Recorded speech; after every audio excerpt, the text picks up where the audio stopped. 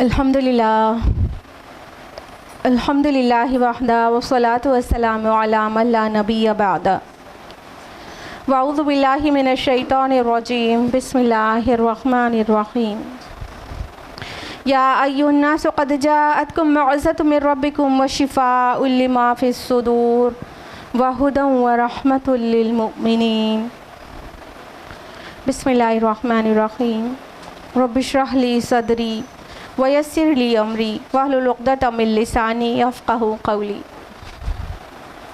मेरे अज़ीज़ी सामियात, दर्स कुरान मजीद में आप सभी का तहे दिल से खैर मक़दम है। अस्सलामु अलैकुम व रहमतुल्लाहि व बरकातुहू। कैसे आप सभी लोग, ख़ुसूसन मेरे छोटे छोटे बच्चे। अल्लाह ताला आप सबको अच्छा रखे, सिरात मुस्तकीम पर रखे, बहुत खुशहाल रखे, दुनिया और आखिरत दोनों में कामयाबी और तरक्की नसीब करे, और साथ ही अल्लाह ताला आपको आखिरत में जन्नत और अपना रिज़वान नसीब करे, आमीन। तो हम लोग दर्स कुरान के लिए गैदर हुए हैं, और दर्स कुरान में कौन सी सूरा चल रही है? सूरा हज। और सूरा हज की कौन सी आयत तक लास्ट टाइम हम लोग ने मुकम्मल किया है? बिल्कुल सही, 37 तक। तो आज हम लोग 38 ऑनवर्ड्स करेंगे तफसील से, लेकिन उससे पहले ब्रीफ रिविज़न। तो सूरा हज में हम लोगों ने लास्ट टू लास्ट वीक जाना था कि आयत नंबर 34 से 37 तक हो पाया था, तो उसी का रिवीजन देंगे। हज के मुतालिक और क़ुरबानी के मुतालिक तज़किरा था। तो जैसे कि आयत नंबर 34 में कि अल्लाह ताला ने फरमाया कि हमने हर उम्मत के लिए क़ुरबानी का एक निज़ाम मुकर्रर कर दिया है, ताकि उन मवेशियों पर अल्लाह ताला का नाम ले जो उनको अता किए गए हैं। और माबूद तो तुम्हारा एक ही माबूद है, तो माबूद बरहक एक ही है, और आजिज़ी करने वालों को खुशखबरी सुना दीजिए, यानी मुबश्शिरिल मुख़बितीन। मुख़बितीन का माना पूरा तफसील से हमने लास्ट टाइम आपको बताया था। जो लोग लास्ट टाइम नहीं थे वो हमारे यूट्यूब चैनल पर अपलोड हो चुका है, ये वाला दर्स कुरान, उसे देख सकते हैं। आयत नंबर 35 में हम लोगों ने जाना था कि वो लोग जब अल्लाह का ज़िक्र किया जाता है तो उनके दिल लरज़ उठते हैं, और उनको जो भी तकलीफ़ें पहुंची उस पर वो सब्र करते हैं और नमाज़ कायम करने वाले हैं, और जो उन पर उनको दिया है उसमें से ख़र्च करते हैं। यानी इंसान जानना चाहता है मुख़बितीन अल्लाह ताला किनको कहते हैं? आजिज़ी करने वाले, काइंड हार्टेड, हम्बल। तो वो सारे क्वालिटीज़, सारे एट्रीब्यूट्स बता दिए गए कि मुख़बितीन अल्लाह ताला इनको कहता है। आयत नंबर 36 में जाना था कि और क़ुरबानी के ऊँटों को हमने तुम्हारे लिए शाइरुल्लाह में से बनाया है, तुम्हारे लिए उनमें भलाई है, तो तुम उन पर अल्लाह का नाम लो, उन्हें सफ़ों में खड़ा करके। तफसील से बताया था ना इसको कि ऊँटों को नहर किया जाता है, और वो नहीं किया जाता जिसको ज़बह करना कहते हैं। ज़बह स्मॉल एनिमल को किया जाता है, और ऊँटों को जो नहर किया जाता है उनको खड़ा करके नहर किया जाता है। आगे फरमाया कि तो जब वो उनके पहलू ज़मीन पर टिक जाएं तो उनमें से ख़ुद भी खाओ, और कनात से बैठ रहने वालों को और सवाल करने वालों को भी खिलाओ, और इस तरह हमने उनको तुम्हारे लिए मुसख्खर कर दिया है ताकि तुम शुक्र अदा करो। तो ये भी तफसील से हम लोगों ने जाना था कि क़ुरबानी का गोश्त किनके दरमियान हम डिस्ट्रीब्यूट कर सकते हैं, और सब कुछ इस्तेहबाबी हुक्म था, फ़र्ज़ कोई सा भी नहीं था, पूरा ख़ुद भी रख सकते हैं और लोगों में डिस्ट्रीब्यूट करके ख़ुद भी खाएं, दूसरों को भी खिला सकते हैं। तो ये सारा मुस्तहब डिस्ट्रीब्यूशन था। आयत नंबर 37 में सबसे सेंट्रल आया आ गई जो क़ुरबानी और हज के मुतालिक थी। इनफैक्ट सारी इबादत का एक्सेस जो है वो ये है कि अल्लाह तक ना तो उनका गोश्त पहुँचता है, ना ही खून, लेकिन उस तक पहुँचता है तुम्हारा तक़वा। तो इसी तरह उसने उन्हें तुम्हारे लिए मुसख्खर कर दिया है ताकि तुम अल्लाह की तकबीर किया करो और उसकी हिदायत पर जो उसने तुम्हें बख्शी है। और ए नबी सल्लल्लाहु अलैहि वसल्लम मोहसिनीन को बशारत दे दीजिए, यानी कि ये सारी चीज़ें जो अल्लाह ने हमको अता की है उस पर हमें उसका शुक्रगुज़ार होना चाहिए। बड़े बड़े जानवर, यहाँ तक कि चाँद, सूरज, सितारे, वो सब अल्लाह ताला ने हमारी सर्विस में दे दिया है। इसके लिए कुरान में जो वर्ड आता है वो है मुसख्खर कर देना, ठीक है। तो ये सब हमारी सर्विसेज में है, इसको हमें गौर करना चाहिए, ध्यान देना चाहिए, और फिर अल्लाह का बहुत ज़्यादा शुक्र करना चाहिए। तो यहाँ तक हुआ था अब हम लोग आयत नंबर 38 ऑनवर्ड्स तफसील से जानते हैं। आयत नंबर 38 है, औज़ु बिल्लाहि मिनश शैतानिर रजीम, बिस्मिल्लाहिर रहमानिर रहीम, इन्नल्लाह युदाफ़िउ अनिल्लज़ीना आमनू, यकीनन अल्लाह मुदाफ़िअत करेगा अहले ईमान की तरफ से। इन्नल्लाह ला युहिब्बु कुल्ला ख़व्वानिन कफ़ूर, अल्लाह बिल्कुल पसंद नहीं करता हर बड़े ख़ियानत करने वाले नाशुक्रे को। अब देखिए, जब सूरा हज का इंट्रोडक्शन चल रहा था तब हमने आपको बहुत तफसील से बताया था कि ये सूरा अपने आप में बहुत यूनिक सूरा है, जिसमें मक्की सूरा होने का रंग भी है, यानी कुछ आयात इसकी मक्की हैं, और मदनी सूरा होने के रंग भी हैं, और यानी कुछ आयात मदनी हैं, और ऐसी भी आयात हैं इब्न अब्बास रज़ियल्लाहु अन्हु की रिवायत के हवाले से बताया था, ऐसी भी कुछ आयात हैं जो मालूम होती हैं सफ़र हिजरत में नाजिल हुई हैं। तो अब अभी जो बीच में आपको हज और क़ुरबानी के मुतालिक सारे अहकाम मिले, अब देखिए एकदम से रंग चेंज हो रहा है। आयत नंबर 38 में अब ये पता चल रहा है कि ये हिजरत के वक्त की आयत मालूम हो रही है, यानी ये बात ऐसी कही जा रही है जिससे पता चलता है कि बहुत जल्दी हिजरत मुकम्मल हो जाएगी और डेस्टिनेशन पर पहुंच जाएंगे। तो या तो बिल्कुल हिजरत के फ़ौरन बाद नाजिल हुई आयत है, या तो इब्न अब्बास रज़ियल्लाहु अन्हु की माने तो ये आयत उसमें फ़ॉल करती है जो सफ़र हिजरत में नाजिल हुई है। तो ये वो आयत है जिसके मुतालिक अल्लाह ताला फरमा रहे हैं कि अल्लाह ताला यकीनन मुदाफ़ियत करेगा अहले ईमान की तरफ से, यानी मुस्लिम्स डिसहार्टेड मक्का से निकल रहे हैं और मदीना की तरफ जा रहे हैं और बेसाज़ो सामानी के आलम में जा रहे हैं। वहाँ पर कैसे स्टेब्लिश होंगे उन्हें नहीं पता है, अभी वो अल्लाह के भरोसे पर निकल रहे हैं, और उसके बाद बहुत जल्दी हज का टाइम आने वाला है, और हज के टाइम में ये लोग वापस मक्का में खाने काबा आकर वापस तवाफ़ करने और हज करने की सआदत से महरूम रहने वाले हैं। तो ये उनकी सोशल कंडीशन है, फिर उसके ऊपर उनका दिल का हाल क्या होगा वो अंदाज़ा लगाया जा सकता है। हर इंसान को कहीं ना कहीं अपनी सरज़मीन से मोहब्बत हो जाती है, फिर जिसकी सरज़मीन पे बैतुल्लाह हो, ज़रा इमेजिन कीजिए, जिसकी सरज़मीन पर बैतुल्लाह हो यानी वो सरज़मीन मक्का हो, उसको छोड़ के निकलना पड़ जाए तो कैसा लगता होगा ना।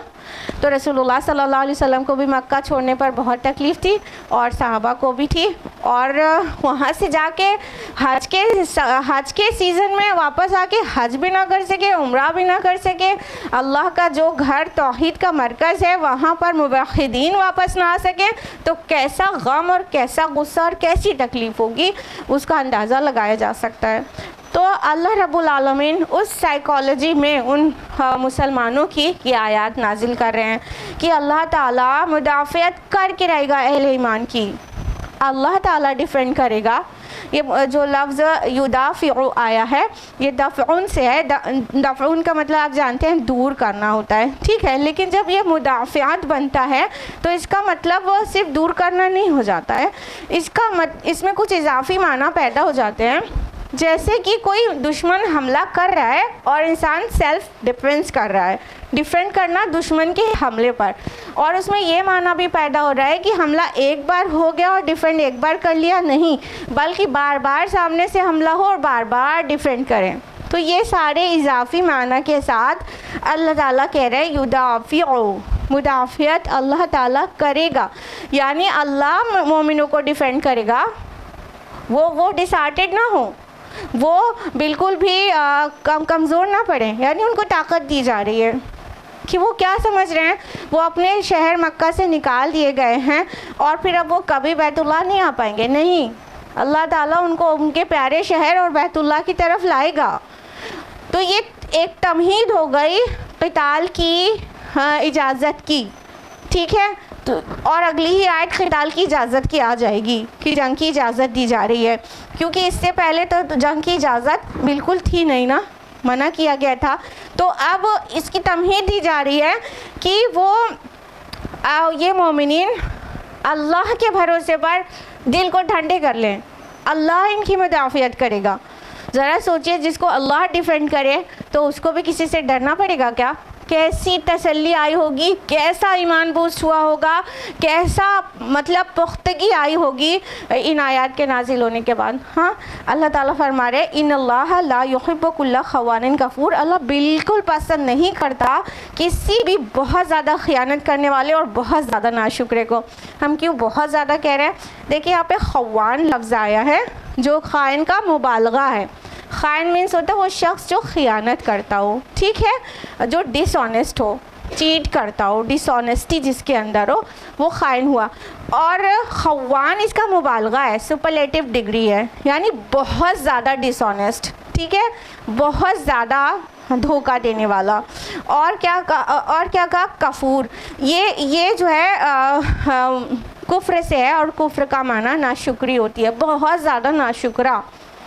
तो अल्लाह ताला कह रहे हैं कि अल्लाह ताला खाइन और नाशुक्रे को पसंद नहीं करते, यानी अल्लाह ताला जो मुदाफ़ियत करेंगे उसका मतलब भी यही आ रहा है, क्योंकि वो जो अपोजिट पार्टी है ना वो बहुत ज़्यादा खाइन है और बहुत ज़्यादा डिसऑनेस्ट है। क्यों कहा गया मुशरिकीन मक्का को खाइन और कफूर, बहुत ज़्यादा डिसऑनेस्ट और बहुत ज़्यादा नाशुक्री करने वाला? देखिए, ये जो बैतुल्लाह है इसकी तामीर किसने की थी? इब्राहिम अलैहिस्सलाम अलॉन्ग विद इस्माइल अलैहिस्सलाम, ठीक है। इब्राहिम अलैहिस्सलाम बैतुल्लाह की जब तामीर कर रहे थे तो किस वजह से उन्हें ऑर्डर दिया गया था और क्या क्या दुआएं उन्होंने की थी? जो उनकी तामीर के वक्त जो इंस्ट्रक्शन था अल्लाह की तरफ से, वो अभी पीछे इसी सूरा में हम लोग जान चुके हैं। और इब्राहिम अलैहिस्सलाम की दुआओं का तज़किरा सूरा बकरा में भी है और दूसरी सूरतों में भी है, ठीक है। क्या क्या दुआएं की थी उन्होंने? उन्होंने उसको तौहीद का मरकज़ बनाया था। इसी सूरा में हम जान चुके हैं कि तवाफ़ करने वालों और रुकू सुजूद करने वालों के लिए उस घर को पाक रखना था। तो उन्होंने ये दुआ की थी, सूरा इब्राहिम के आयत नंबर 37 है, रब्बना लियुक़ीमुस्सलाह, ऐ हमारे परवरदिगार ये इसलिए बसाया जा रहा है ना ये घर, ताकि लोग आपके लिए नमाज कायम करें ना। तौहीद का मरकज़ बनाया गया था ना उसको। और उसी में इब्राहिम अलैहिस्सलाम ने ये भी दुआ की थी कि अल्लाह इसे बुतों की गंदगी से पाक रखिएगा, दुआएं की थी। और जो अहले मक्का थे कि क्या कहते थे अपने आप को? इब्राहिम अलैहिस्सलाम की प्रोजनी से बताते थे ना, औलाद इब्राहिम में से कहते थे ना। और इब्राहिम अलैहिस्सलाम ने तो खालिस इस घर को तौहीद का मरकज़ बनाया था और बुतों की गंदगी से पाक रखने की दुआएं की थी। और वो चाहते थे यहाँ पर अल्लाह ताला की एक होकर यकसुई के साथ इबादत हो सके। लेकिन आप सभी को पता है कि मुशरिकीन मक्का ने क्या क्या और क्या क्या जुल्म सितम रवा कर रखे थे ना। बहुत सारे बुतों, खाने काबा के अंदर बुतों को रख छोड़ा था। इब्राहिम अलैहिस्सलाम ने तो बुतों की गंदगी से बिल्कुल पाक रखने की दुआ की थी, और इन लोगों ने क्या किया? खियानत की, दीन इब्राहिमी से खियानत की। वो कहते थे हम दीन इब्राहिमी पर हैं, मगर वो हज और तवाफ़ करते थे बरहना होकर। हाँ, कितनी बेशर्मी की बात है। और वो बुतों को उसके अंदर रखे हुए थे, कितना बड़ा शेर को भी तौहीद के मरकज़ में। तो ये बहुत बड़े खाइन थे, जिसलिए वो घर बनाया गया था उसके साथ वो खियानत कर रहे थे। इसलिए अल्लाह ताला ने सिर्फ खाइन नहीं कहा है, खवान कहा है। खवान, बहुत बड़ी खियानत की है इन्होंने। और कफूर, और बहुत बड़ी नाशुक्री की है इन्होंने। किस किस तरह की नाशुक्री? यही बैतुल्लाह की वजह से इनको प्रोटेक्शन मिलता है अक्रॉस द कंट्री या अक्रॉस द ग्लोब। जहाँ तक सफ़र था उनका पूरे ग्लोब पर तो नहीं था, लेकिन वो जहाँ तक जाते थे, जैसा कि वो समर्स में सीरिया की तरफ सफ़र के लिए जाते थे और विंटर्स में यमन की तरफ जाते थे, ठीक है। लेकिन इनके काफ़िले को कोई भी हमला नहीं करता था, क्योंकि ये बैतुल्लाह के वो हैं, वो बैतुल्लाह के प्रोटेक्शन करने वाले हैं। तो मक्का के लोगों को इसलिए कोई छेड़ता नहीं था किसी भी सफ़र में। यहाँ उधर भी जाते रहते थे, शाम की तरफ भी, यमन की तरफ भी, दोनों तरफ जाते रहते थे। लेकिन इनको प्रोटेक्शन मिलता था इसी खाने काबा की वजह से, क्योंकि वो अल्लाह का घर है। कि ये बैतुल्लाह के मुतवल्ली हैं, खाने काबा के मुतवल्ली हैं, उनके काफिले को छेड़ा नहीं जाता था। यही सब्जेक्ट आया ना सूरा कुरैश में, लीलाफ़ि कुरैश इलाफ़िहिम रिहलत शिताई व सैफ, गर्मी और सर्दी के सफ़र में मानूस किया ना। और फलयअबुदू रब्ब हाज़ल बैत अल्लज़ी अतअमहुम मिन जू' व आमनहुम मिन खौफ ना, जिनको खाना दिया भूख में और अमन दिया खौफ में। किस वजह से? इसी बैतुल्लाह के मुतवल्ली होने की वजह से। अल्लाह ताला ने इनको इतनी हिफाजतें दी इसी बैतुल्लाह की वजह से, और इसी को उन्होंने गंदा किया, वहाँ पर बुत रख दिए और वहाँ पर तौहीद के बजाय वहाँ शिर्क रवा कर दिया, इसलिए ये बहुत बड़े नाशुक्रे थे। और साथ ही नबी अकरम सल्लल्लाहु अलैहि वसल्लम जैसे मतलब रसूल जो कि सैयदुल मुरसलीन हैं, उसकी दावत को ठुकरा रहे थे। ये नाशुक्री नहीं तो और क्या है। तो ये बहुत बड़े नाशुक्रे थे। तो अल्लाह ताला ने इनको इस तरह से एड्रेस किया कि ए मुसलमानों, अल्लाह तुम्हारी मुदाफ़ियत करेगा इन नाशुक्रों और इन खाइनों से, बिल्कुल तुम्हारी मुदाफ़ियत करेगा, अल्लाह तुम्हें डिफेंड करेगा। तुम बिल्कुल डिसहार्टेड ना हो, तुम्हारा वक्त बहुत जल्दी आने वाला है। आयत नंबर 39, उज़िना लिल्लज़ीना युक़ातिलूना बिअन्नहुम ज़ुलिमू, उज़िना लिल्लज़ीना युक़ातिलूना बिअन्नहुम ज़ुलिमू, अब इजाज़त दी जा रही है क़िताल की उन लोगों को जिन पर जंग मुसल्लत की गई है, इसलिए कि उन पर जुल्म किया गया। व इन्नल्लाहा अला नस्रिहिम लक़दीर, यकीनन अल्लाह उनकी नुसरत पर कादिर है। ये पहली आयत है जिसमें जंग की इजाज़त दी गई। हमने आपको बोला ये या तो सफ़र मदीना में नाजिल हुई आयत हैं या बहुत है जस्ट आफ्टर माइग्रेशन नाजिल हुई आयत हैं, ठीक है। तो अभी मक्का में तो बिल्कुल भी जंग की इजाज़त नहीं थी ना। जब मुसलमानों को मुशरिकीन तरह तरह से परसिक्यूट कर रहे थे, वो सब आपको पता है कि बिलाल रज़ियल्लाहु अन्हु को किस तरह सताया जाता था, ख़ब्बाब बिन अरत रज़ियल्लाहु अन्हु को किस तरह सताया जाता था, और जो ग़ुलाम और कनीज़ ईमान ले आते थे उन पर दोनों सितम के पहाड़ किस तरह तोड़ दिए जाते थे, यहाँ तक कि रसूलुल्लाह सल्लल्लाहु अलैहि वसल्लम को उनके ख़ानदान की तरफ से, अबू लहब की तरफ से कितनी अज़ियतें दी जाती थी, ठीक है। ये पूरे सिनेरियो में जब मुसलमान जो है बिल्कुल गुस्सा हो जाते थे और तकलीफ़ से परेशान हो जाते थे, तो यही कहते थे ना, या रसूलुल्लाह जंग की इजाज़त दे दीजिए। तो अल्लाह के नबी सल्लल्लाहु अलैहि वसल्लम उनको जंग की इजाज़त नहीं देते थे। और क्या कहते थे, जब अम्मार बिन यासिर रज़ियल्लाहु अन्हु उनकी पूरी फैमिली को परसिक्यूट किया जा रहा था, तो अल्लाह के नबी ने क्या कहा था, उसबिर या अम्मार, उसबिर या अम्मार, है अम्मार सब्र करो, ए आले यासिर सब्र करो, मैं तुम्हारी जगह जन्नत में देखता हूँ। जानलेवा हमलों पर भी, जान लेने पर भी हज़रत सुमैया को शहीद कर दिया गया, उस पर भी अल्लाह के नबी ने उस बिर यही कहा था ना, सब्र करो सब्र करो।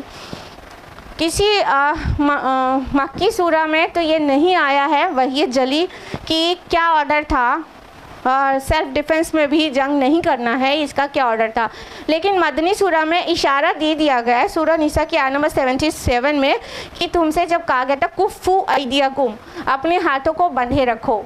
तो इससे पता चल गया कि अल्लाह की तरफ से ऑर्डर था नबी को कि कोई भी अपना हाथ खोलेगा नहीं, कुफ़्फू अयदियकुम, हाथों को बांधे रखो, मतलब do not raise your hand even in self defence, बिल्कुल हाथ नहीं उठाना है, बिल्कुल भी नहीं, हाथों को बांध लो पीछे कमर से, जितना परसिक्यूट किया जाए, जितना सताया जाए वो सब बर्दाश्त करो। तो पहले तो ये ऑर्डर था ना कि बिल्कुल सिर्फ सब्र करना और कोई सेकंड ऑप्शन ही नहीं है। लेकिन जब माइग्रेट हो रहे थे मुसलमान तो उनको इजाज़त दी गई थी, यानी मदीना पहुंचने के बाद ये इजाज़त मिल गई थी कि अब तुम जंग कर सकते हो। ये इजाज़त है, ये वाली आयत है ना, उज़िना लिल्लज़ीना युक़ातिलूना, कि अब इजाज़त दी जा रही है उनको जंग करने की इजाज़त। और इजाज़त और हुक्म में कुछ महीने का वक्फ़ा है, और हुक्म वाली आयत है सूरह बकरा सूरह नंबर 2 आयत नंबर 190 कि जंग करो अल्लाह की राह में उनसे जो तुमसे जंग करते हैं। तो यहाँ पर तो सिर्फ इजाज़त दी गई कि अब अलाउड है आपके लिए, लेकिन फिर ऑर्डर जो आ गया सूरह बकरा में, तो उसमें कुछ ही महीने का टाइम था, ठीक है। तो अब फिर कुछ ही महीने के बाद ऑर्डर आ जाने वाला जब था कि अब बस जंग करो, अब इनको सब बस्ता होकर इनका मुकाबला करो, अब सेल्फ डिफेंस हमें आप हाथ नहीं खोल सकते, ये ऑर्डर विड्रॉ कर लिया गया, ठीक है। तो ये पहली आयत है जिसमें जंग की इजाज़त दी गई है। तो अल्लाह ताला आगे फरमा रहे हैं उसी आयत में, यकीनन अल्लाह ताला उनकी नुसरत पर कादिर है। अब ये क्यों कर कहा गया कि अल्लाह उनकी मदद पर कादिर है? देखिए, जो जंग की इजाज़त दी जा रही है, ऑर्डर भी दिया जा रहा है ना, तो उस वक्त भी जानते हैं मुसलमानों की तादाद क्या है, रेशियो क्या है उनके सामने। पूरा मतलब महाजरीन प्लस अंसार मिला के लेस देन 1000 थे। जितने महाजरीन माइग्रेट होके मक्का से मदीना आए थे और इधर औस और खजरज के जो अंसार थे, इनको सबको मिला के भी लेस देन 1000 थे, इतने से थे। और उधर क्या था, मक्का की 10,000 की बस्ती प्लस बहुत सारे और लोग जैसे कि यहूद और मुख्तलिफ मतलब लोग जो मुसलमानों के बिल्कुल दुश्मन हो रहे थे, उन सब का सपोर्ट था। यानी एक बहुत बड़ी तादाद पॉपुलेशन के अगेंस्ट इनको कहा जा रहा था जंग की इजाज़त तुम्हें दी जा रही है। तो उनको ये भी बता दिया गया कि तुम हिम्मत ना हारना, अल्लाह ताला काफ़ी है, तुम्हारी नुसरत पर तुम्हारी मदद पर कादिर है, कि तादाद की वजह से तुम्हें तब भी घबराने की ज़रूरत नहीं, अल्लाह तुम्हारी मदद पर कादिर है। तो जब अल्लाह ताला इतना बड़ा सपोर्ट दे तो अब किससे डरना। नतीजतन आपने देखा कि किस किस तरह हम महाजरीन ने हिजरत किस किस तकालीफ को बर्दाश्त करके की और अल्लाह ने उन्हें फर्म बिलीफ और स्टेडफास्टनेस नसीब की, इस्तिकामत नसीब की। याद करिए सुहैब रूमी रज़ी अल्लाह अन्हु की हिजरत, कितने बड़े वो बिजनेसमैन थे। सुहैब रज़ी अल्लाह अन्हु वो रोमन थे, लेकिन मक्का में आके उन्होंने अपना बिज़नेस इतना स्टेब्लिश कर लिया था, कितने रिच पर्सन थे। लेकिन जब उन्होंने हिजरत करनी चाहिए तो अव्वल तो करने नहीं दे रहे थे मुशरिकीन मक्का, लेकिन इस शर्त पे जाने दिया कि एक कौड़ी भी यहाँ से लेके नहीं जाओगे। यानी जो वेल स्टेब्लिश्ड बिजनेस है उसकी एक दमड़ी भी नहीं ले जाने देंगे, तने तनहा जाओ, ये जो तुमने कमाया है सिर्फ हमारे दरमियान से कमाया, हमारा माल है ये, तुम ऐसे जाओ। सुहैब रज़ी अल्लाह अन्हु ने सब कुछ छोड़ के अपना जिस्म लेके हिजरत की है, इस ऐसे अमीर आदमी ने जिसकी हिजरत पे अल्लाह के नबी सल्लल्लाहु अलैहि वसल्लम को पहले ही खबर दी गई थी कि क्या ही बेहतरीन बाय की है, बेहतरीन बिजनेस करके आ रहा है कोई बंदा। और उम्मे सलमा रज़ियल्लाहु अन्हा जब हिजरत कर रही थी अपने शौहर अबू सलमा के साथ, और उनका गोद का एक बच्चा था सलमा, तो क्या किया था मुशरिकीन ने कि उम्मे सलमा के ख़ानदान वाले आ गए कि अबू सलमा तुमको जाना है तो जाओ, या हम अपनी बेटी को नहीं जाने देंगे तुम्हारे साथ, उनको छीन लिया। फिर अबू सलमा के ख़ानदान वाले आ गए, उम्मे सलमा के गोद से बच्चा ले लिया कि बच्चा तो हमारे ख़ानदान का है, इसको हम नहीं देंगे तुम्हारे पास, उसको छीन लिया। तीनों अलग अलग। और अबू सलमा रज़ियल्लाहु अन्हु ने हिजरत अकेले की, बीवी अलग बच्चा अलग। 1 साल तक उम्मे सलमा अपने शौहर और अपने बच्चे के गम में रोती रही हैं। और फिर जिस हाल में हिजरत किया वो काबिले मिसाल है, किसी तरह उन्होंने अपना बच्चा हासिल किया और तने तनहा हिजरत के लिए निकली हैं ऐसे रास्तों पर जहाँ पर एक मुसल्लह लश्कर भी, वेल आर्म्ड आर्मी भी जाते हुए डरती थी, इतने ख़तरात थे। अभी तो हम लोग प्लेन में और ट्रेन में सफ़र करते हैं ना, कोई ख़तरे का हम लोग अंदाज़ा ही नहीं लगा सकते हैं, लेकिन सहरा और जंगल और दरिया के बगल से गुज़रते हुए जहाँ डाकुओं का हमला शबो रोज़ होता हो, वो हम तसव्वुर नहीं कर सकते हैं। सीरत पढ़ेंगे तो पता चलेगा, ठीक है।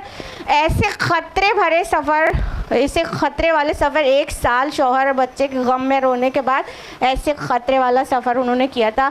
यह है सफ़र हिजरत उम्मे सलमा रज़ियल्लाहु अन्हा का। हाँ, उसके अलावा अयाश बिन रबिया रज़ियल्लाहु अन्हु जो कि अबू जहल के अखियाफ़ी भाई थे, माँ जाए भाई थे, उन्होंने हिजरत करके अब उमर रज़ियल्लाहु अन्हु के साथ पहुँच गए थे वहाँ।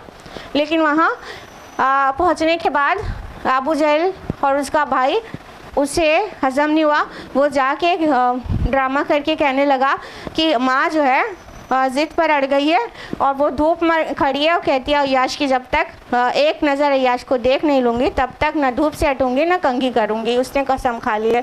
तुम बस चलो, बस अपनी शक्ल दिखा देना और दिखा के वापस आ जाना। अब कोई बेटा कैसे बर्दाश्त करता कि उसकी माँ धूप में खड़ी है। उसने यकीन कर लिया और उनके साथ चल दिया। रास्ते में ऐसा बंदी बना के, ऐसा जकड़ के रस्सियों में मक्का में लेकर आया है अबू जहल, और ये कहता हुआ कि ए लोगों, तुम अपने बिगड़े हुए छोकरों को ऐसे होश ठिकाने करो जैसे हम करके लाए हैं। फिर एक बहादुर मुसलमान की मदद से अरसे दराज के बाद उन्होंने हिजरत की। ऐसी ऐसी तकालीफ बर्दाश्त की है लोगों ने, और फिर उनको इजाज़त दी गई है कि ठीक है अब तुम उनसे जंग करो जो तुमसे जंग ही करना चाहते हैं, जो तुम्हें छोड़ ही नहीं रहे हैं, जिन्होंने तुम्हारे ऊपर इतने जुल्म सितम रवा कर रखे हैं। आयत नंबर 40, अल्लज़ीना उख़रिजू मिन दियारिहिम बिग़ैरि हक़्क़, वो लोग जो नाहक अपने घरों से निकाल दिए गए हैं, इल्ला अन यक़ूलू रब्बुना अल्लाह, सिर्फ़ इस जुर्म पर कि उन्होंने कहा हमारा रब अल्लाह है। वलौला दफ़उल्लाहि अन्नास बअदहुम बिबअद, और अगर अल्लाह बाज़ लोगों को बाद दूसरे लोगों के ज़रिए दूर ना करता रहता, लहुद्दिमत सवामिउ व यबीउ व सलवातु व मसाजिदु युज़करु फ़ीहा इस्मुल्लाहि कसीरा, तो ढा दिए जाते सारी खानकाहें, गिरजे, कनीसे और मस्जिदें जिनमें कसरत से अल्लाह का नाम लिया जाता है। वलयंसुरन्नल्लाहु मन यंसुरु, तो अल्लाह लाज़िमन उसकी मदद करेगा जो उसकी मदद करेगा।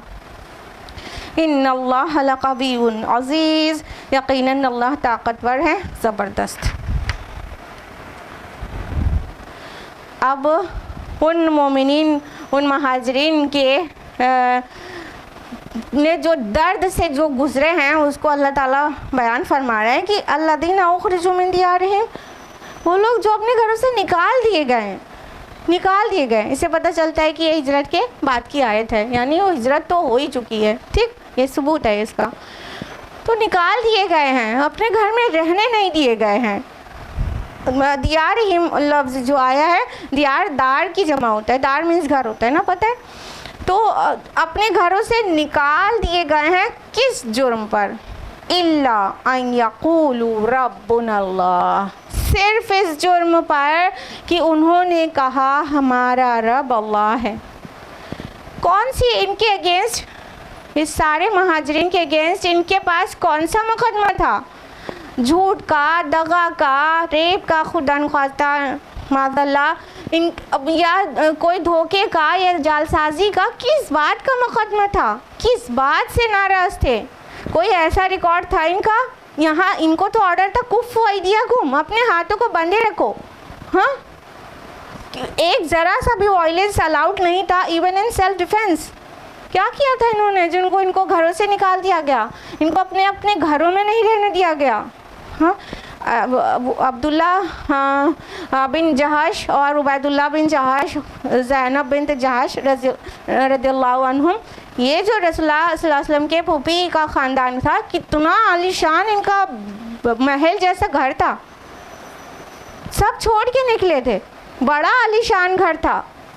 और जब अब्दुल्ला बिन जहाश रज़ियल्लाहु अन्हु रसूलुल्लाह से एक बार कह रहे थे कि मतलब उतने शानदार घर में वो होते थे और उसको छोड़ के आए हैं, तो अल्लाह के नबी ने क्या कहा था कि तुम चाहते हो जन्नत में तुम्हारा इससे बेहतरीन मकाम हो?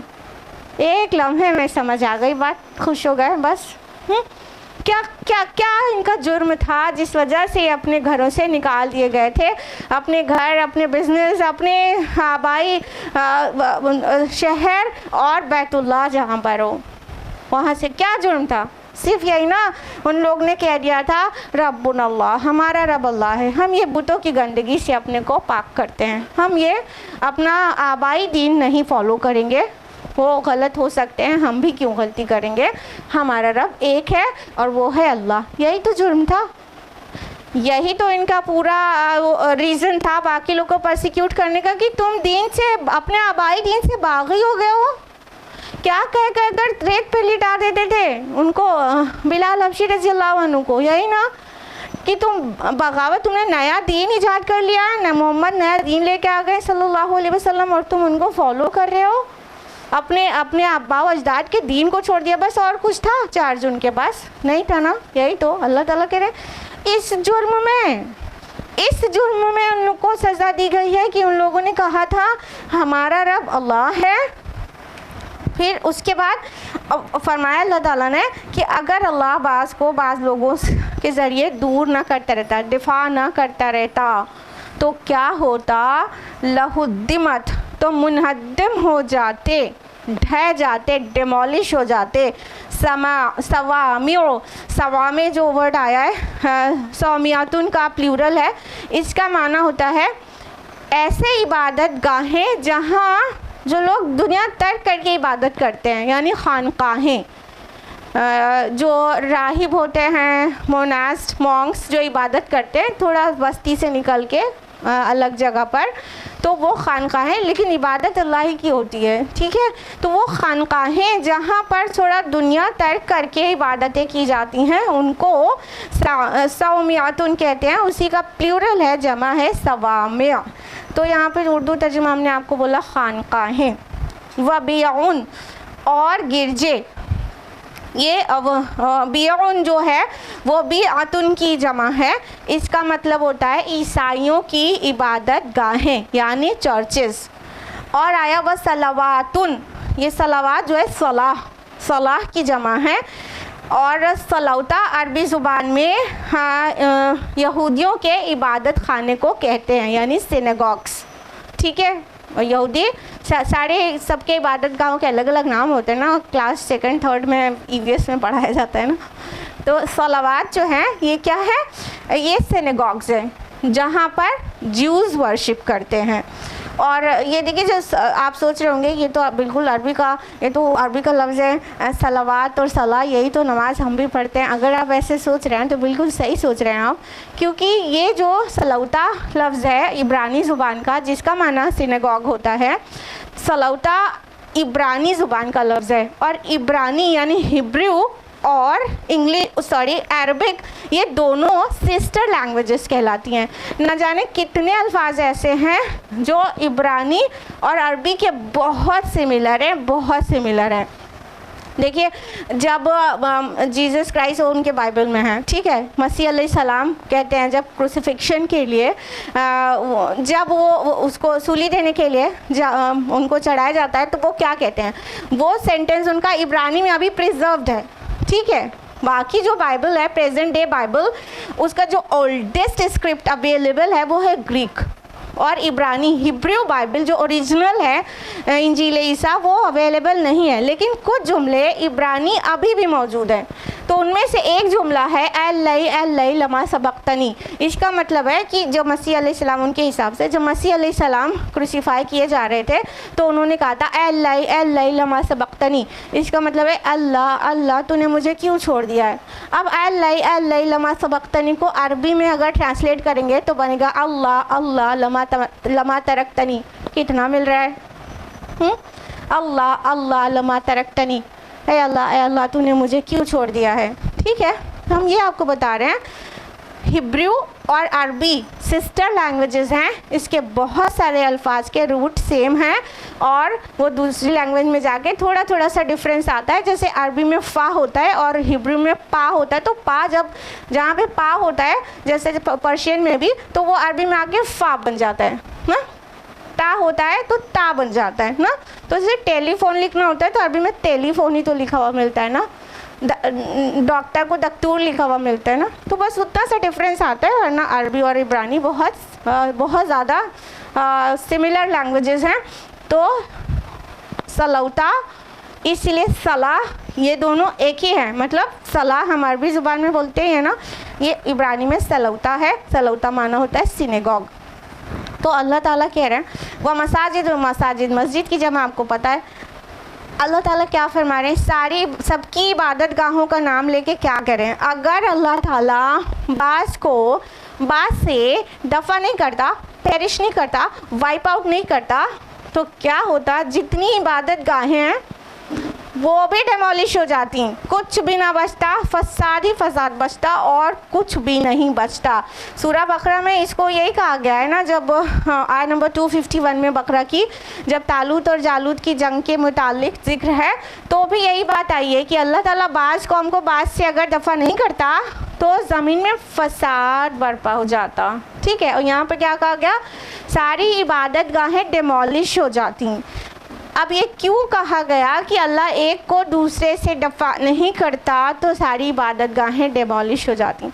देखिए यहाँ जंग की इजाज़त है प्रीवियस आया में, तो अगर जंग की इजाज़त नहीं अल्लाह ताला देते, कहने का मतलब एक को दूसरे से जंग करवा के उसको ख़त्म नहीं करते, तो एक ही काइंड ऑफ पीपल, एक ही नेशन का हमेशा इक़्तिदार रहता, रूलिंग एक ही की रहती।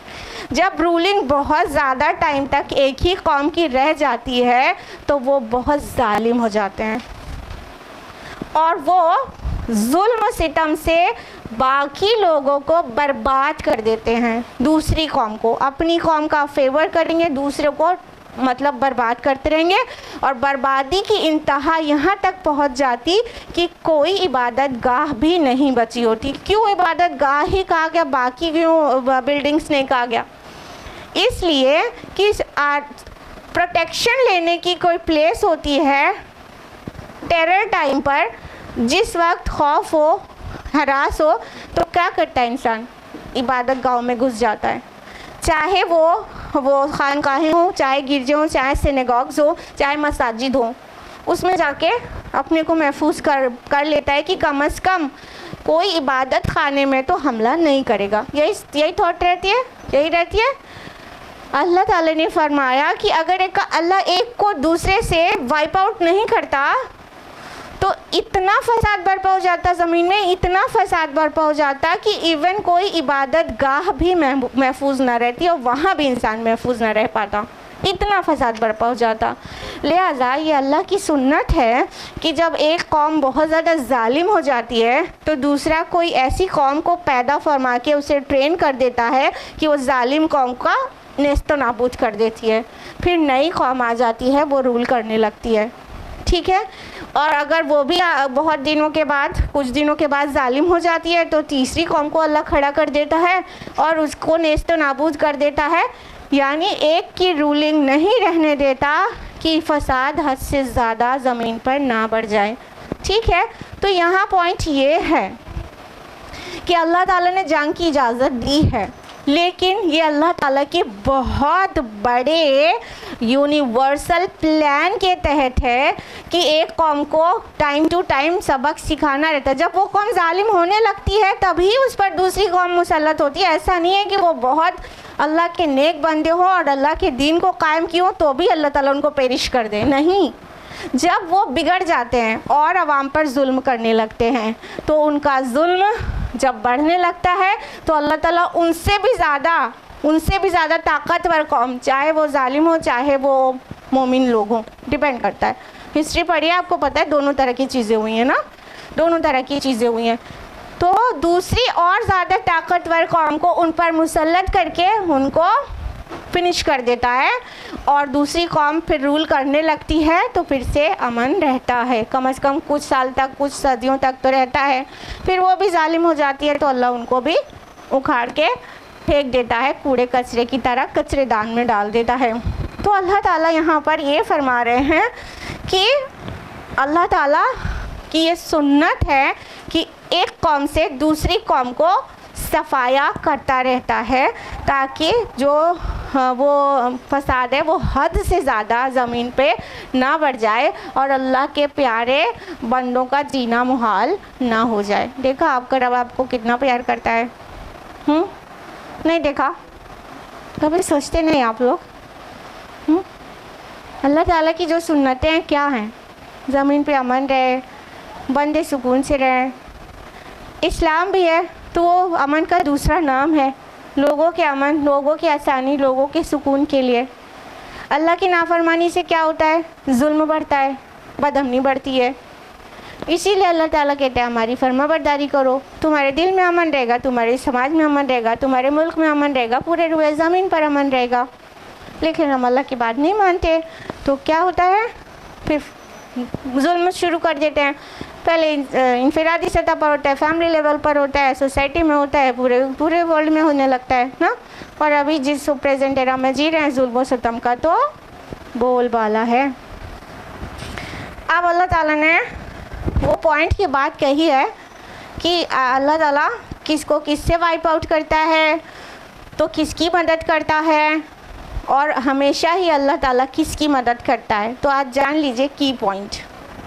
वल्यंसुरन्नल्लाहु मन यंसुरुहु, अल्लाह लाज़िमन उसकी मदद करेगा जो उसकी मदद करेगा।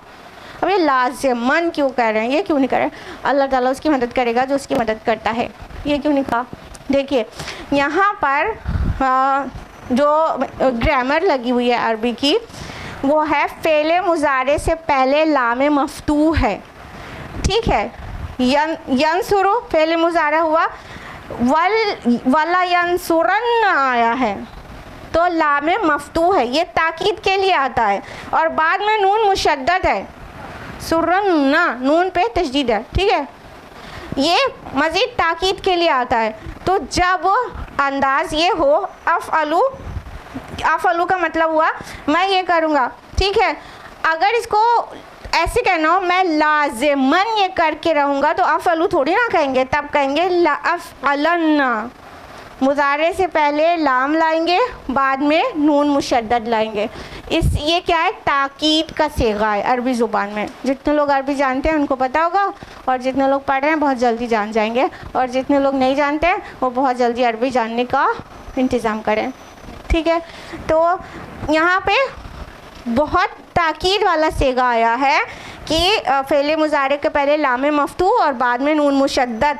वला यंसुरन मतलब लाज़िमन अल्लाह ताला मदद करेगा। इससे कम में ये ट्रांसलेशन नहीं हो पाएगा कि किसकी मन यंसुरु, जो उसकी मदद करता है, जो अल्लाह ताला कह रहे हैं जो अल्लाह की मदद करता है क्या करेगा अल्लाह ताला, for sure indeed without any doubt definitely Allah will help them। बिल्कुल यकीनन अल्लाह उसकी मदद करेगा, बिना शक व शुबा के ताकीद के साथ कहा जा रहा है। अब अल्लाह को हमारी मदद की ज़रूरत है, ये क्या बात हुई भाई? कौन बताएगा कि ये इसका क्या मतलब होता है? जल्दी से बताइए, अल्लाह की मदद का क्या मतलब होता है? बिल्कुल अल्लाह के दीन की मदद, अल्लाह के रसूल के मिशन की मदद, जो मिशन अल्लाह का रसूल लेके खड़ा हो उसकी मदद। इमाम राग़िब रहमहुल्लाह इसको मज़ीद तफसील से बयान करते हैं कि अल्लाह की मदद, अल्लाह की बंदों से जब अल्लाह के जो बंदे अल्लाह की मदद करते हैं उसका मतलब ये होता है कि अल्लाह के बंदों की मदद, अल्लाह तो बेनियाज है ना, अल्लाह के बंदों की मदद, अल्लाह की हदों को कायम रखने की आदत, अल्लाह के अहकाम की इताअत, इन शॉर्ट कह दें तो वही हो जाएगा रसूल की मुकम्मल पैरवी, स्पेशली उसके।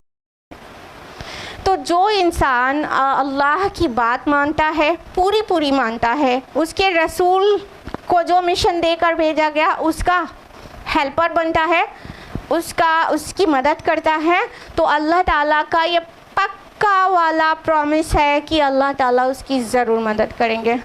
यानी इस काम को लेके उठने के बाद इंसान हेल्पलेस रहेगा, ऐसा तो सोचना भी नहीं चाहिए। रसूल की मदद करने वाला मिशन लेकर उठने के बाद अल्लाह के ज़िम्मे है कि अल्लाह उसकी मदद करे। तो जो अल्लाह की मदद करता है अल्लाह उसकी मदद करता है। ये वन वे ट्रैफिक नहीं है, अल्लाह और बंदे के दरमियान बायलैटरल ताल्लुक़ है। हाँ, फ़ज़कुरूनी अज़कुरुकुम, सूरह बकरा सूरह नंबर 2 आयत नंबर 152। तुम मुझे याद करो, मैं तुम्हें याद करूँगा। तुम अल्लाह की मदद करो, अल्लाह तुम्हारी मदद करेगा।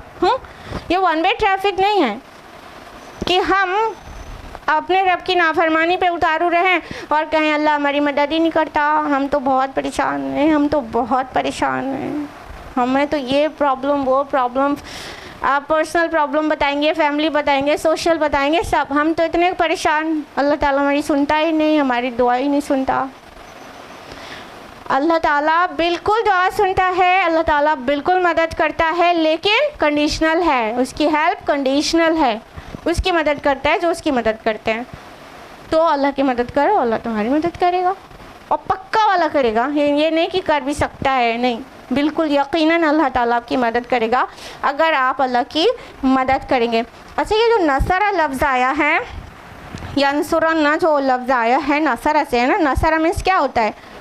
मदद करना। हाँ, ये मदद करना होता है। नसरा का जो लिटरल मीनिंग होती है किसी को गंदुम देना, किसी को गेहूँ देना, ये होता है नसरा का माना। ठीक है, क्यों कहते हैं इसको मदद? जब इंसान के पास अनाज होगा तो मदद किया हुआ होगा, फिर वो भूखा नहीं मर सकता। घर में अनाज है तो भूखा नहीं मरेगा। तो नसरा का माना होता है किसी को व्हीट प्रोवाइड करना, किसी को गंदुम देना। और मतलब बाकी उर्फ़े आम में नसरा का मतलब यही होता है हेल्प करना। इस्तिआनत का मतलब भी हेल्प करना होता है ना, इय्याका नअबुदु व इय्याका नस्तईन पढ़ते नहीं सूरह फातिहा में। अल्लाह ताला आगे फरमाते उस आयत में, यकीनन अल्लाह ताला ताकतवर है, ज़बरदस्त। यानी जो मदद करने वाला है उसको कोई छोटी सी ज़ात न समझ लेना। वो कवी है, वो अज़ीज़ है, वो कवी और अज़ीज़ ज़ात, बहुत ताकतवर और बहुत ज़बरदस्त, मोस्ट पावरफुल। हाँ, the one who has power over all, वो मदद करेगा आपकी। तो अल्लाह ताला कवी है, ताकतवर है और ज़बरदस्त है, अज़ीज़ है। तो जब ऐसी ज़ात जिसकी मदद में लग जाए तो उसको किससे डरना चाहिए? फिर ये ना हो जाए, वो ना हो जाए, मसलहत पसंदी, ऐसा वैसा आर्गुमेंट्स देना चाहिए क्या अल्लाह की मदद वाले काम में? अल्लाह की पुष्ट पनाही है, फिर किससे डरना? यहाँ तो एक लीडर को इंसान जानता रहता है तो फिर धड़ल्ले से कानून तोड़ता रहता है कि वो लीडर तो अपना रिश्तेदार है, तो कुछ भी होगा वो तो देख लेगा। जब हम एक लीडर से इतना शेयर हो जाते हैं, इतना पावर हमारा, इतनी ताकत बढ़ जाती है, सही गलत सब कुछ कर डालते हैं, तो फिर जब वो जो अलकवी अल-अज़ीज़ है वो उसकी पुष्ट पनाही हो तो हमें डरने की क्या ज़रूरत है? किस लिए डरना है? तो अल्लाह के दीन की मदद करें, अल्लाह के रसूल के वाले काम करें और अल्लाह ताला की मदद को अपनी इन दो आँखों से जीते जी आता हुआ दिखेंगे इंशाअल्लाह। आयत नंबर 41 है, अल्लज़ीना इम्मक्कन्नाहुम फ़िल अर्द, वो लोग कि अगर उन्हें हम ज़मीन में तमक्कुन अता कर दें, अक़ामुस्सलाह, तो वो नमाज कायम करेंगे, व आतउज़्ज़का, और ज़कात अदा करेंगे, व अमरू बिल मअरूफ़ व नहू अनिल मुनकर, और वो नेकी का हुक्म देंगे और बुराई से रोकेंगे। वलिल्लाहि आक़िबतुल उमूर, और तमाम उमूर का अंजाम तो अल्लाह ही के कब्ज़े कुदरत में है। अब अल्लाह ताला फरमा रहे हैं कि वो जिनकी तारीफ़ अल्लाह ने की है इस बार ये कहकर और उनकी पुष्ट पनाही का वादा किया है कि जो अल्लाह की मदद करेगा अल्लाह उनकी मदद करेगा। तो वो कौन लोग होते हैं जो अल्लाह की मदद करते हैं और उनके एट्रीब्यूट्स क्या होते हैं, और अगर उनको ज़मीन में इक़्तिदार हासिल हो जाए, पावर मिल जाए उन्हें, तो वो क्या करते हैं, वो पूरा डिस्क्राइब कर दिया गया। इतना बेहतरीन तरीके से इतने शॉर्ट में डिस्क्राइब किया गया है कि ये पूरा मैनिफेस्टो तैयार हो जाए मुसलमान का। अब सुनिए क्या कह रहे हैं अल्लाह ताला कि ऐसे लोग जिनको कह रहे हैं ना अल्लाह ताला उनकी मदद करता है, जो अल्लाह की मदद करते हैं, तो जो अल्लाह की मदद करते हैं और अल्लाह उनकी मदद कर देता है तो फिर उन्हें पावर हासिल हो जाता है, इक़्तिदार कुर्सी हासिल हो जाती है, तो वो मगरूर नहीं हो जाते हैं, जुल्म नहीं करते हैं। क्या करते हैं? सबसे पहली बात अक़ामुस्सलाह, वो सलाह कायम करते हैं। यानी जब ताकत आती है तो सबसे पहले इंसान अल्लाह को भूलता है ना, हाँ कि नहीं? जब ताकत आएगी सबसे पहले दीनदारी को बालाए ताक रख देगा। अब तो मनमानी करेगा ना, अब तो अकड़ेगा ना, अब तो तकब्बुर करेगा ना, आजिज़ी थोड़ी करेगा फिर।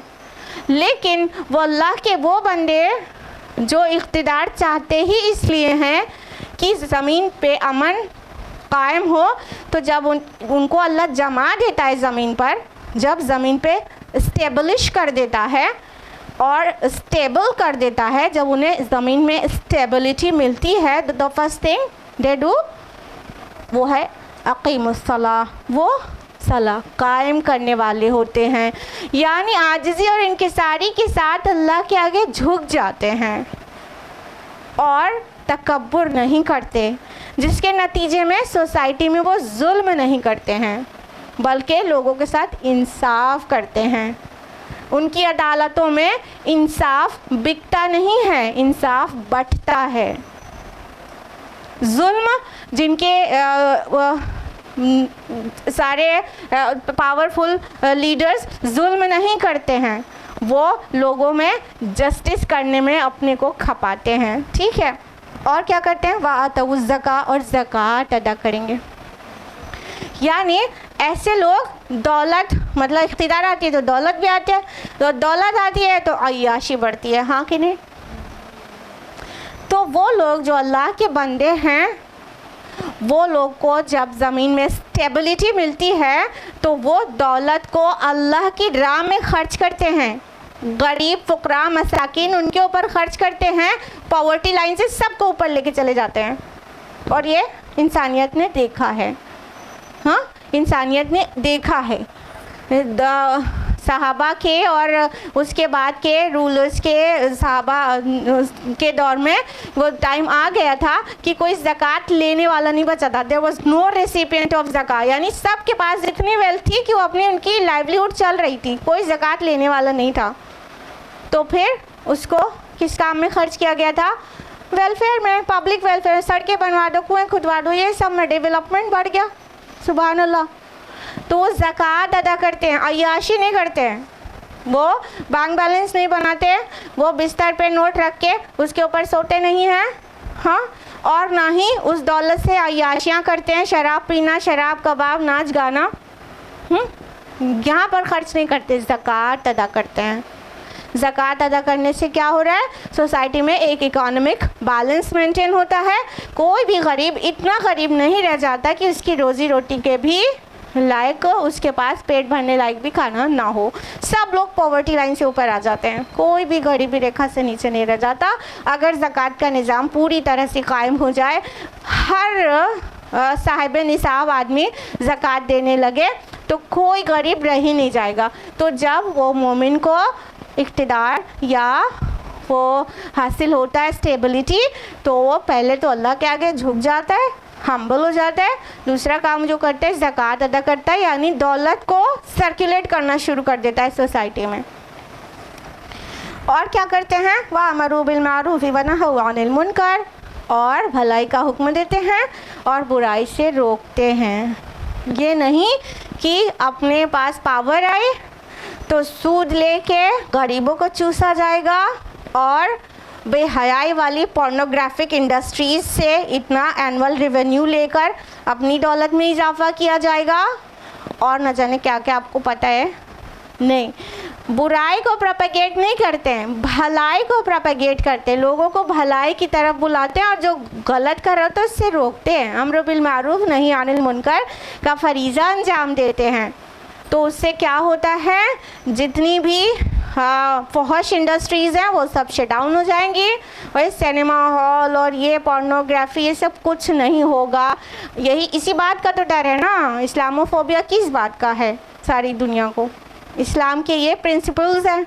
मोमिनीन सादिकीन अगर पावर में आएंगे तो ये सारे जो ट्रिलियंस ऑफ डॉलर्स की एनुअल रेवेन्यू है इनकी कंपनीज़ का, जो औरत को पतला दिखाओ और कमाओ है और ख़ूबसूरत दिखाओ और कमाओ है, वो सारी इंडस्ट्रीज शट डाउन हो जाएंगी। औरत की इज़्ज़त असमत के लिए की तरफ बुलाया जाएगा और बेहयाई गंदगी वाली सारी चीज़ ख़त्म हो जाएगी। सूद बंद हो जाएगा।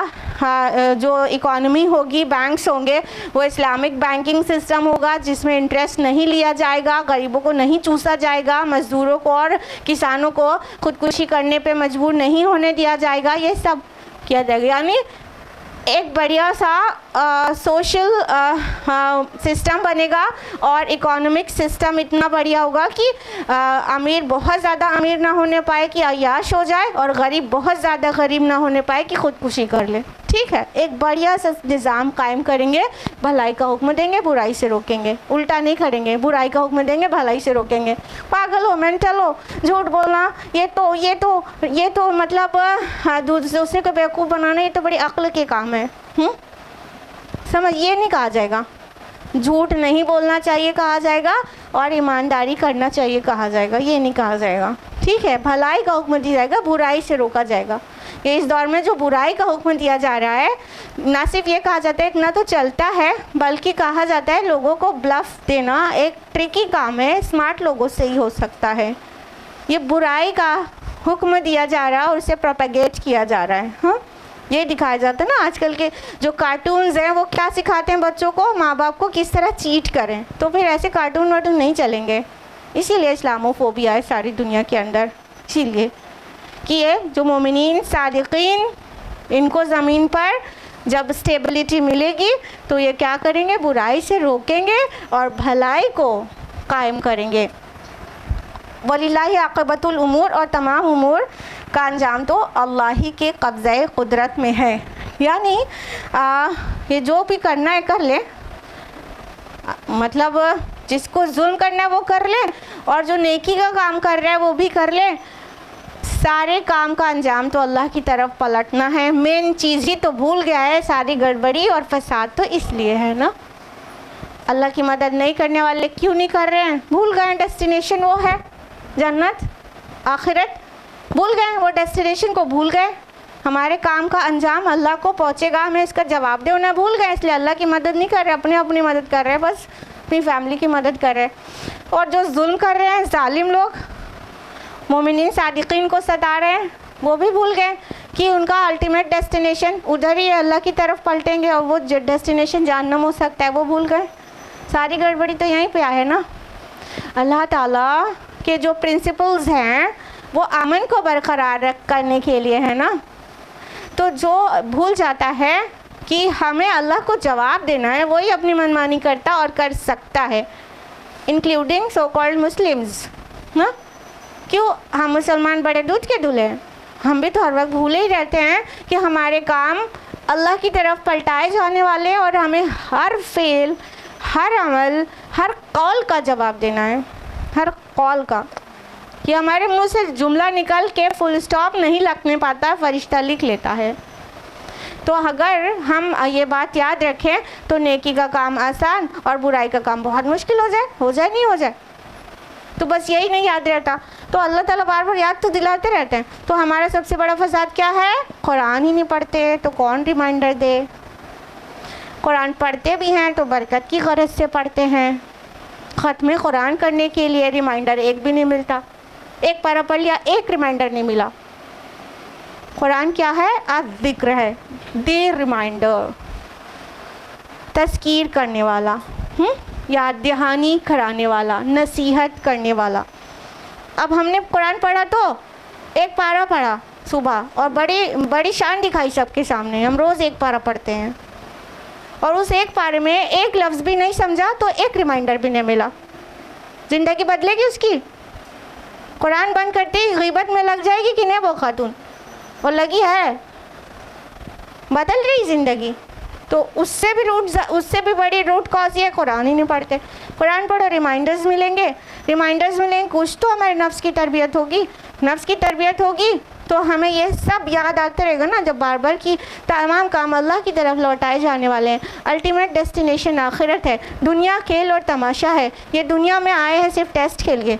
सब कुछ बार बार कुरान का एक हिफ्ज़ी कुरान उठा लीजिए, जिसका एक सफ़ा में फ्यू लाइंस होती हैं, वो कोई सा भी कुरान उठा लीजिए और उसके एक सफ़े में पढ़िए शुरू से आखिर तक, शायद ही कोई सफ़ा आपको ऐसा मिले, शायद ही कोई सफ़ा ऐसा मिले जिसमें डायरेक्टली या इनडायरेक्टली आखिरत का जिक्र ना हो।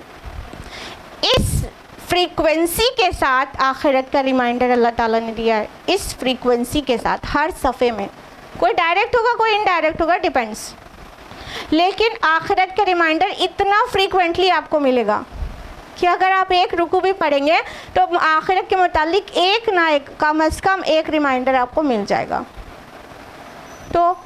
हम पढ़ेंगे नहीं समझकर तो फिर हमें रिमाइंडर्स नहीं मिलेंगे तो हम भूल जाएंगे पर्पस ऑफ क्रिएशन, और भूल जाएंगे तो क्या होगा, बस वो शैतान तो और एक्टिव हो जाएगा, वो तो और सब्ज़ बाग दिखाएगा, और फिर हम उससे यारी दोस्ती कर लेंगे पक्की वाली, और फिर वो हमें गड्ढे में ले जाके गिरा देगा, और जब हमारी आँख खुलेगी तो बहुत देर हो चुकी होगी। इसीलिए हम कहते हैं जागो जागो, इससे पहले कि हमेशा की नींद सो जाओ, जागो। कहीं ऐसा ना हो कि हम उस दिन जागे जिस दिन हम हमेशा की नींद सो चुके हैं।